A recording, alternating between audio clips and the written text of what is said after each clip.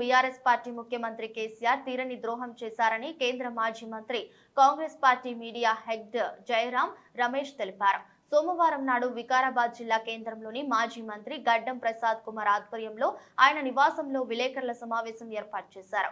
ఈ సమావేశంలో కేంద్ర మాజీ మంత్రి మాట్లాడుతూ తెలంగాణ ప్రజలకు ముఖ్యమంత్రి కేసీఆర్ తీరని ద్రోహం చేశారని విమర్శించారు.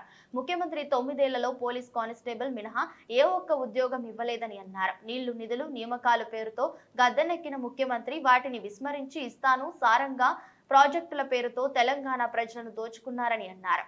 భారతీయ జనతా పార్టీ, భారతీయ రాష్ట్ర సమితి రెండు పార్టీలు ఒకరికొకరు తెరవని సహాయం చేసుకుంటున్నారని ఆరోపించారు. తెలంగాణలో టీఆర్ఎస్ కు తెర వెనుక బీజేపీ ఉండగా ఢిల్లీలో బీజేపీ వెనకాల టీఆర్ఎస్ ఉండి ఒకరికి ఒకరు సహకరించుకుంటున్నారని విమర్శించారు.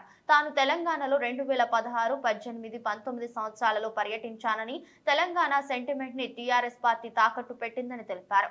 కేసీఆర్ పై ప్రజలు తిరగబడుతున్నారని, ప్రస్తుతం ఆయన అయోమయంలో ఉన్నారని, ప్రజలు కాంగ్రెస్ వైపు తిరుగుతున్నారని ఆయన తెలిపారు. అసెంబ్లీ ఎన్నికల్లో టీఆర్ఎస్ పార్టీకి 60 సీట్లు వస్తున్నాయని ఆయన ధీమా వ్యక్తం చేశారు. ఈ కార్యక్రమంలో ఏఐసిసి జాతీయ అధికార డాక్టర్ పామా మహమ్మద్, మాజీ మున్సిపల్ చైర్మన్ సత్యం శెట్, కిషన్ నాయక్, రత్నాకర్ రెడ్డి, అవుట్ రాజశేఖర్ రెడ్డి, కాంగ్రెస్ పార్టీ కార్యకర్తలు తదితరులు పాల్గొన్నారు.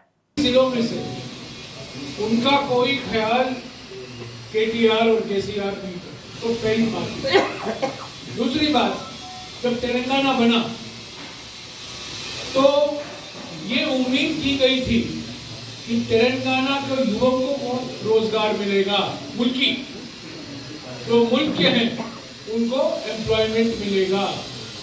क्या हुआ? 9 साल बाद तेलंगाना पब्लिक सर्विस कमीशन में कांस्टेबल के अलावा किसी को एग्जाम नहीं दे पाए, कोई रिक्रूटमेंट नहीं हो पाया। 9 साल हो गए, कोई टीचर, कोई डॉक्टर, कोई नर्स, कोई जो जमीन का रिकॉर्ड देखता है, रेवेन्यू ऑफिसर, कोई भी नहीं, किसी का भी रिक्रूटमेंट नहीं हुआ। तो ये दूसरी बात, हमारे देश में सबसे ज्यादा युवा बेरोजगार तेलंगाना में है और रोज एक युवा अपने आप जान ले लेते, सुसाइड होता है। हर एक दिन में एक युवा, लड़का या लड़की, सुसाइड करते हैं।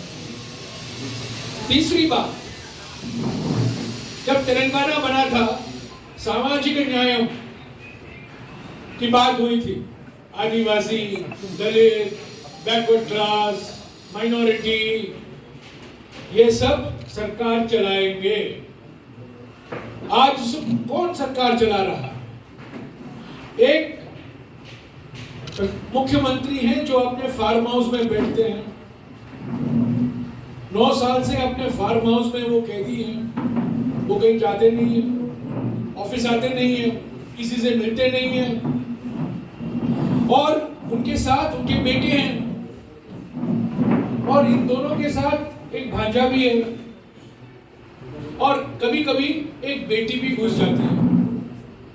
तो ये 4 लोग, उनका इलेक्शन सिंबल एक पुराना गाड़ी है, उस गाड़ी में 4 पहिए हैं, 4 टायर हैं, एक टायर केसीआर, एक टायर केटीआर, एक टायर हरीश राव और एक टायर कविता। यही है बस तेलंगाना 9 साल से। दलित, आदिवासी, बैकवर्ड क्लास, सब इतिहास। लोकतंत्र नहीं है, ये परिवार तंत्र है। एक परिवार हुकूमत कर रहा है तेलंगाना में। ऐसे तो आप जानते हैं हैदराबाद में 7 निजाम हुए थे, अभी यहाँ 8वां निजाम बैठा हुआ है। केटीआर बोलता है तो ऐसा, तो ये हकीकत है। कांग्रेस का गारंटी शुरू हो गया, वारंटी खत्म। टीआरएस का 2023 चुनाव, हम ये चुनाव तेलंगाना के जो मुद्दे हैं, महिलाओं के, किसानों के, युवकों के, उनके मुद्दों के ही आगे रखते हुए हम ये चुनाव लड़े। कांग्रेस पार्टी का पूरा विश्वास है कि तेलंगाना की जनता कांग्रेस पार्टी को स्पष्ट बहुमत देगी। ये स्वर्ण तेलंगाना बनना था, वो नहीं बना। स्वर्ण केसीआर बना, स्वर्ण फार्म हाउस बने,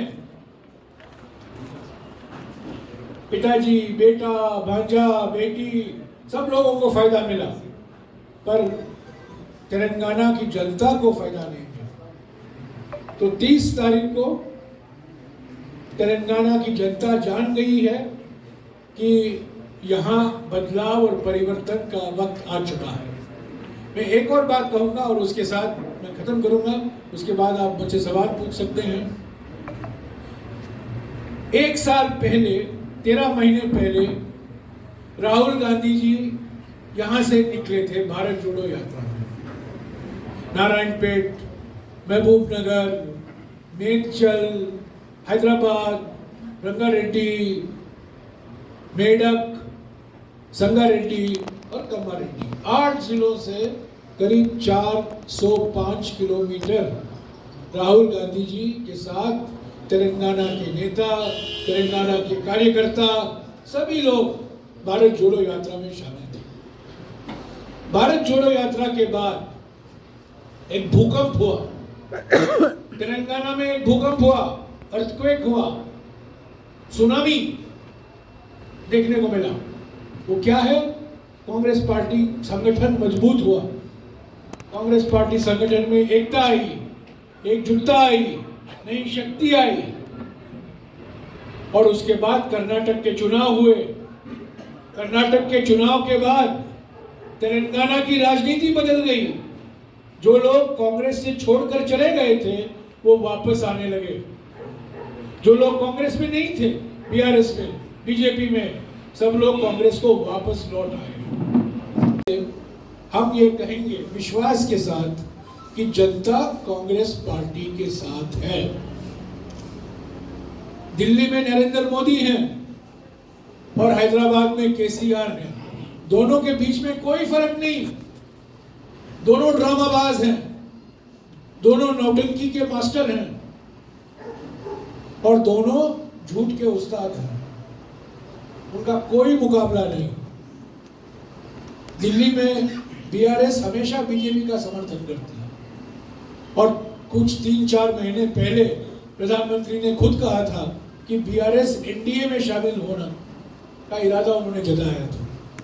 तो राज खुल गया, असलियत सबको पता चल गया कि बीआरएस और बीजेपी एक ही सिक्के के इस मोबाइल में, यहाँ फ्रंट में बीआरएस है, पीछे बीजेपी है। तेलंगाना में, दिल्ली में सामने बीजेपी है, पीछे बीआरएस है। ये सब लोग जान चुके हैं। तो साथियों, तेलंगाना क्यों बना था? कि सारे तेलंगाना में विकास हो, कॉलेज खोले, रोड बने, फैक्ट्रियां खोले। 9 साल बाद क्या हो रहा है? सारा का सारा इन्वेस्टमेंट सिर्फ हैदराबाद के नेहरू आउटर रिंग रोड पर ही है। और वो आउटर रिंग रोड किसने बनाया? YSR Congress. YSR Congress party के मुख्यमंत्री थे 2004 और 2009 के बीच में, तब वो आउटर रिंग रोड बना था। आज उसका फायदा केटीआर और उसके बेटे केसीआर और उनके बेटे केटीआर दोनों उसका लाभ उठा रहे हैं। तो पहली बात तो ये है कि 9 साल बाद हैदराबाद, संगारेड्डी और रंगारेड्डी 3 जिले को हटाकर 30 जिले में गरीबी, बेरोजगारी, सब कुछ